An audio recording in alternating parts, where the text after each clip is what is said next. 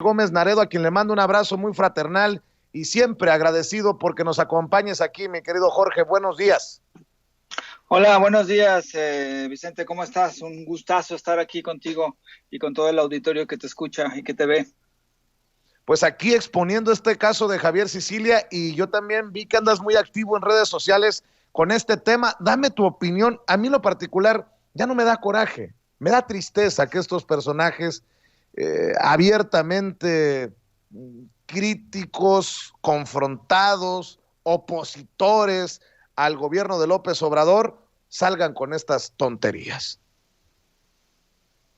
Sí, pues sí es un poco triste, pero más que nada los desnuda, ¿no? Los describe de cuerpo entero. Desde hace ya mucho tiempo Javier Sicilia ha sido como crítico de Andrés Manuel López Obrador y de muchísimos otros movimientos. Como lo mencionaba Toño, pues él sí vivió un momento muy trágico en su vida que fue el asesinato de su hijo y a partir de ahí pues fue construyendo o encabezó un movimiento que recorrió varias partes de la República y que digamos, atrajo mucho la atención de muchísimas personas porque describía pues lo que sucedía en el gobierno de Felipe Calderón y esta tragedia en la cual todavía nos encontramos, ¿no? De fosas clandestinas, de muerte, de desapariciones. Y entonces, pues claro, o sea, él encabeza una indignación que muchísimos teníamos, que muchísimos tenemos por todo lo que sucedió. Entonces le atrajo y lo sacó de esta parte de estar en proceso, escribiendo un poco de la poesía a los reflectores como activista social y como un ejemplo, ¿no? Y empezó a ser como muy, muy visible mediáticamente. Y claro, eso también le afectó y le gustó a Sicilia y entonces incluso tenía así como una facha, ¿no? Su sombrero, este chaleco, ¿no? Su cigarro, en este sentido, y empezó a buscar esta cuestión de la paz, de estas imágenes, ¿no? Besando a Felipe Calderón, intentando, a Enrique Peña Nieto, cuando intentó también con Andrés Manuel. Pero poco a poco se fue desmoronando esta figura y cada vez es como más lógico su discurso, cada vez es más alejado digamos, del principio que tenía, pero no solamente eso, ¿no? También hubo muchísimas inconformidades de gente que lo empezó a rodear, o sea, de la gente que lo rodeaba y que lo apoyó en un momento.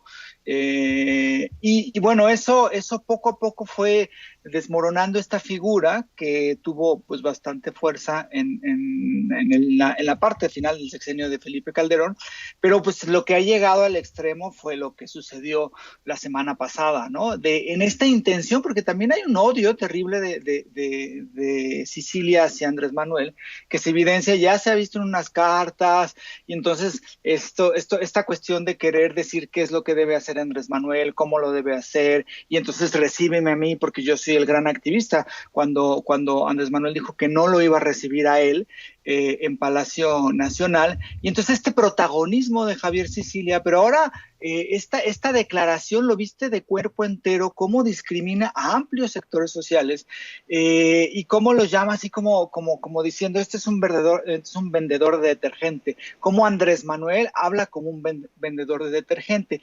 Pero en realidad ahí creo que es un elemento importante porque lo uno con la entrevista que hizo hoy, bueno, que salió publicado hoy en el Universal, de un académico, intelectual, conservador, de derecha, que en un momento dado, hace ya muchos años, fue considerado como de izquierda, que es Roger Bartra, y que Andrés Manuel lo mencionó y también lo describió de muy cuerpo entero, en donde dice que Andrés Manuel, en la entrevista a Roger Bartra, menciona que Andrés Manuel no dialoga, ¿no? Y que todo lo que dicen en las conferencias de prensa son agresiones y son descalificaciones y que él emite mentiras, ¿no? Este discurso de Roger Bartra es muy parecido a lo que hoy dice y hoy escribe Denise Dresser en el Reforma, donde menciona que Andrés Manuel es un sofista y que él menciona puras mentiras y que descalifica a las personas y que llega al extremo de estar en contra de salvar al mundo por esta declaración que hizo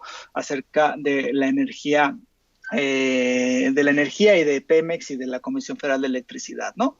Entonces, digamos que la línea que une a estas tres declaraciones, tanto a la de Cecilia como a la de Roger Bartra, como a la de Denise Dresser, es el odio, pero al mismo tiempo es un miedo que se tiene a que el presidente hable, por un lado, todos los días, es decir, que tenga una conferencia de prensa. Eso no lo han superado, que Andrés Manuel todos los días a las 7 de la mañana, de lunes a viernes, pues, emita un discurso que le llegue a amplios sectores de la gente. Eso les molesta muchísimo, eso lo consideran odioso, porque consideran, que Andrés Manuel no debe de ser presidente, porque, y eso se viene con la declaración de Sicilia, ¿no? Porque es como un vendedor de detergentes, ¿no? Entonces no lo consideran como apto, es como un plebeyo usurpando las funciones de presidente, que todavía se dedica a hablar y que nos descalifica a nosotros, que somos los grandes intelectuales, que somos los que conocemos realmente lo que sucede en el país, y que pues eso no está bien, ¿no? Entonces es esta parte que hay una mezcla de odio, de clasismo, de discriminación y de no entender que las cosas se transformaron Claro. ya, y de no entender que lo que está haciendo Andrés Manuel López Obrador es una cosa insólita, porque este diálogo que mantiene todos los días, de lunes a viernes, pero también los fines de semana, porque los fines de semana visita, pero de lunes a viernes que mantiene con la gente, ha transformado la forma en cómo el gobierno en turno se comunica con la sociedad. Y eso es algo que les Claro. molesta muchísimo a estas personas, porque ellos se consideraban y se siguen considerando como los únicos que deben de tener la voz y que deben de ser los que se les debe de obedecer, porque ellos son los que saben y los que tienen el poder. Y eso no lo han entendido, y por eso se evidencian este tipo de declaraciones que llegan al clasismo de Sicilia, que es verdaderamente patético. Y las de Sicilia son solo nuevas declaraciones que se suman a una larga lista de personajes con un desprecio hacia la figura del presidente Andrés Manuel López Obrador. Recuerdo aquello de Aldeano Macuspano de Denise Dresser. Recuerdo cuando escupió un pendejo, cuando pendejeó Aguilar Camín al presidente. Recuerdo pues el apodo que le puso o el título que le enjaretó Enrique Krause del Mesías Tropical, y así sucesivamente, mi querido Jorge. Estamos hablando de pues no de un sector, pero sí de una clase en México privilegiada que bien lo decías, sigue sin aceptar que despacha el macuspano, el plebeyo, el que habla como vendedor de detergente en Palacio Nacional.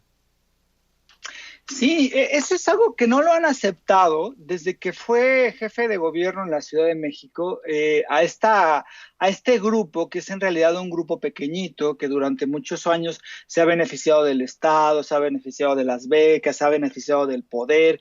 Jorge Castañeda, Aguilar Camín, Denise Dresser, el mismo Roger Bartra, ¿no? Javier Sicilia con otro tipo de perfil, pero han sido gente que digamos se consideraba como la única pensante en este país, como la única que tenía la voz, como la única que debía establecer qué era lo que se debía hacer o qué no era lo que se debía hacer, ¿no? Y bueno, había un grupo muy fuerte, bueno, varios grupos, pero dos muy fuertes, uno el encabezado por Enrique Krause y el otro por Aguilar Camín. Y entonces, desde que era jefe de gobierno Andrés Manuel, siempre lo trataron como el que venía de un estado, ¿no? Del sur, que se comía las letras, que no hablaba como nosotros, que hablamos bien, que no habla inglés, ¿no?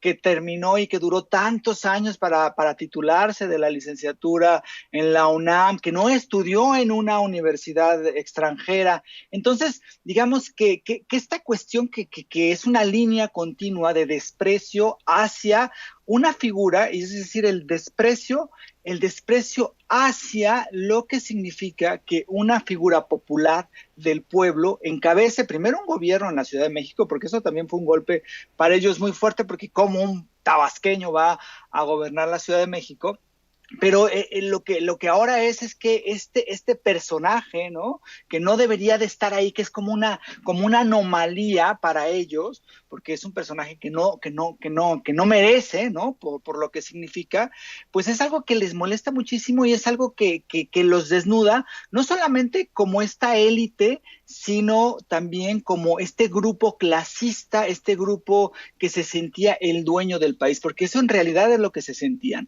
Así como había un sector que se sentía económicamente el dueño del país en la cuestión económica, que decidía las políticas, así como había un sector que se sentía políticamente como el dueño del país, ellos se sentían intelectualmente como los dueños de este país, como los únicos que tenían esta capacidad. Y que llegue un tabasqueño que se come las letras, que además habla todos los días hacia el pueblo y que a veces, o que más bien siempre, le importa más lo que diga la gente que lo que digan ellos desde sus periódicos, de sus medios de comunicación, de sus revistas, pues eso los enoja muchísimo y cada vez se enojan más y entonces cada vez muestran más su clasismo, su discriminación y su desprecio hacia todo lo popular y hacia el pueblo en términos generales, hacia el pueblo, hacia la gente, ¿no? Que es esta característica que tienen pues este grupo de intelectuales, que en este caso pues hoy fue Javier Sicilia, pero pues siempre ha habido, como tú lo mencionas, Jorge Castañeda, Aguilar Camín, Enrique Krause.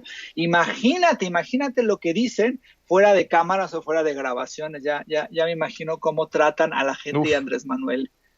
uf, le has pegado en el clavo, mi querido Jorge Gómez Naredo. Oye, Jorge, antes de que te vayas, ¿esto no tiene también que ver con la visión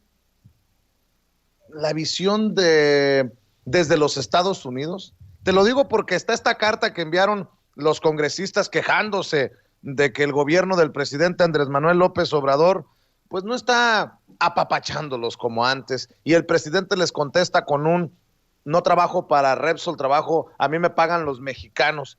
Esa en esencia es la figura que les molesta a esos que se sentían privilegiados y hoy se sienten damnificados. Ver a un presidente eh, comprometido con México y no con los intereses creados, un presidente cercano a los mexicanos y no en un pedestal en Los Pinos. No sé si concuerdes con lo que estoy planteando, Jorge. Sí, o sea, les molesta porque este grupo de intelectuales también es muy cercano a esta ideología neoliberal, pues en términos generales, no solamente económica, sino también intelectual, libre mercado.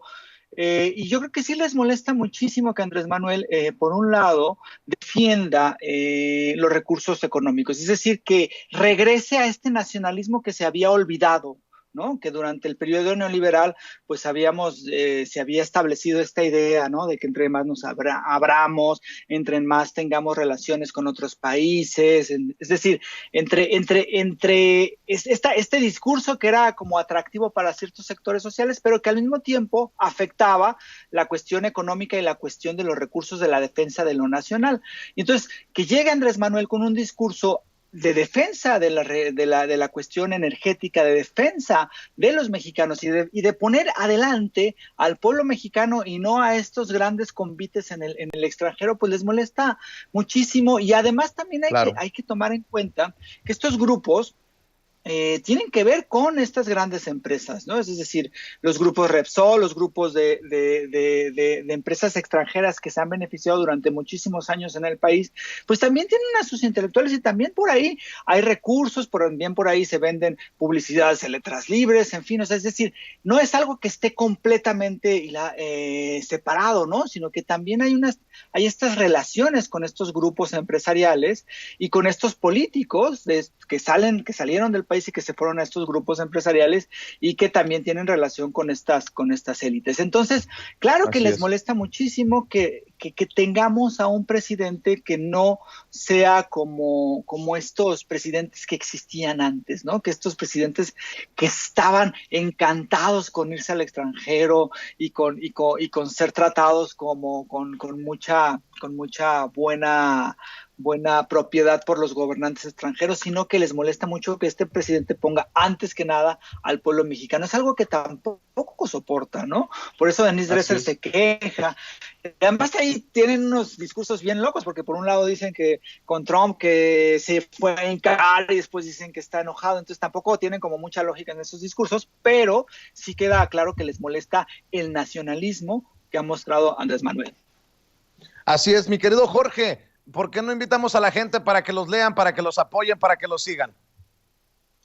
Sí, pues mira, estamos acá en revista Polemón, es revista polemón.mx, y bueno, pues estamos en prácticamente en Facebook, en Twitter. Ahí tenemos también un canal de YouTube que de repente lo usamos para algunas cosas, y pues ahí nos encuentran en revista Polemón, y a mí me encuentran como en Twitter como Jorge JG Naredo, y en Facebook pues como Jorge Gómez Naredo, y pues ahí estamos todos los días dando la batalla para informar a la gente de lo que sucede en el país. Querido Jorge, te mando un abrazo y salúdame a todos ahí en la revista Polemón. Sí, muchos abrazos también a ti y gracias a todos los que escuchan Sin Censura, que es un público pues muy chido, y además es un público muy crítico, y pues qué bueno el trabajo que se hace acá. Gracias, Jorge. Igualmente allá en la revista Polemón es Jorge Gómez Naredo, director de la revista Polemón.